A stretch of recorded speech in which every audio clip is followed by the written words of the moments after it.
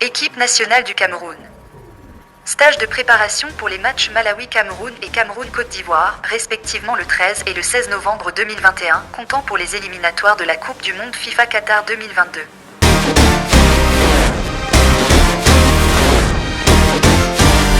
Ce rassemblement est très particulier en ce sens qu'il nous rappelle un certain 4 septembre 2005, où le Cameroun avait battu la Côte d'Ivoire 3-2 avant de venir concéder le nul à Yaoundé. Les Lions ne s'étaient pas qualifiés pour le mondial en Allemagne 2006.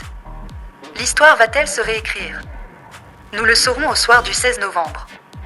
Beaucoup de joueurs sont absents dans le groupe, même si nous remarquons le retour de quelques anciens, comme le gardien d'Ajax André Onana qui a passé pratiquement un an sans jouer, suspendu par la FIFA pour cause de dopage. Nous avons aussi le retour de Léandre Tawamba, ancien joueur du Partizan de Belgrade, qui n'avait plus été appelé depuis sa signature dans un championnat exotique, malgré ses performances du côté de l'Arabie Saoudite.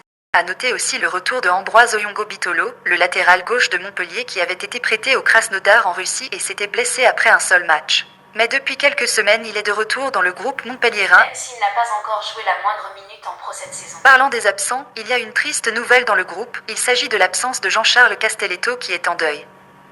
L'international camerounais évoluant au FC Nantes a perdu son père mardi en France. Il sera forfait pour la rencontre du 13 novembre contre le Malawi.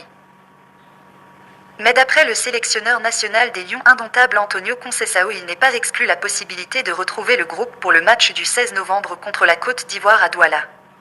Choupo-Moting aussi ne sera pas du rendez-vous de Johannesburg du 13 novembre contre le Malawi. Le joueur du Bayern de Munich a été en contact avec un joueur testé positif au Covid-19. Et selon les mesures sanitaires en Allemagne actuellement, il doit passer 7 jours de quarantaine, mais s'il est testé négatif à la fin, il pourrait rejoindre la sélection pour la rencontre décisive du 16 novembre contre la Côte d'Ivoire. Nous notons aussi l'absence des deux Stéphanois, Harold Moukoudi blessé contre Angers qui va signer son retour juste après la trêve, et Yvan Neyou sorti sur blessure contre Metz en championnat et qui va prendre 4 semaines. Pierre Koundé Malon, le joueur de l'Olympiakos blessé aussi lors du dernier match, ne fera pas partir du groupe. Les Lions sont déjà arrivés à Johannesburg, Malawi, avant de retourner au Cameroun pour jouer le dernier match décisif contre la Côte d'Ivoire. Et parlant du match de la Côte d'Ivoire, l'inquiétude plane sur la réception à Japoma. Pourquoi aller à Douala Japoma recevoir la Côte d'Ivoire? Pourtant nous savons que Fandena nous a toujours porté chance. Depuis 32 ans, les Lions n'ont pas perdu le moindre match au stade Amadou Ahidjo. La dernière défaite était en 1989 contre le Gabon. Abonnez-vous pour ne pas rater les prochaines vidéos.